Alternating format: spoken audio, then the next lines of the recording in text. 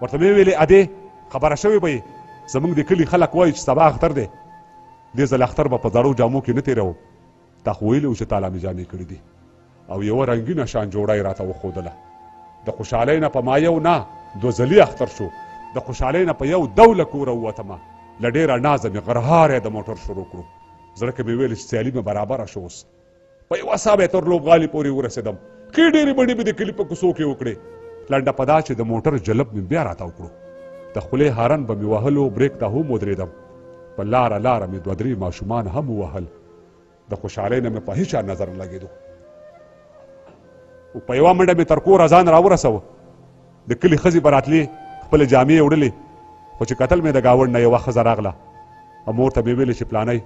جامې دې وګنډلې د دې خبرې سره یې سم هغه جوړه واخیسته کومې چې ما ته مور ویلي و چې ستا جامې دي ما یې د لاسو نه راکش کړې دا زما جامې دي هغې په ډېره بدسترګۍ ما ته پیغور راکړو مور ته مې خپله مزدوري ورکړه او یې ویډلې او زه په ژړا شوم او مور ته مې ورمنډه کړله هغې سینې پورې جوخت ونیولم ښه د لاسه یې راته راکړه خو قانع یې نه کړم او دومره مې وژړل چې تاسو خبر یې ژړېدلو کې بلا خوند دی چې د خفګان نه یوې ګرمې تبې ونیولم او اخر مې مور راته سوګن په یوه جوړه وخوړو ویل ته وده شه زه د شپې تالا جامې ګنډم او د ټیکري په یوه پیسکه یې سر وتړلو تاسو یقین وکئ بلا مودې تېره شوې خو هغه ښځه مې اوس هم په سترګو ښه نه لګي بیا د سهار د ملازانه سره ډزې وشوې خو دغه ډزې د اختر پسې لا تیزې شولې خو چې راویښ شوم مور مې ناسته وه جامې ګنډلې د ویښېدلو سره سم مې بیا اصرار شروع کړو هغې ویل راته چې صبر وکړه زه صبرېدم چېرته په خپله خبره ټینګ ولاړو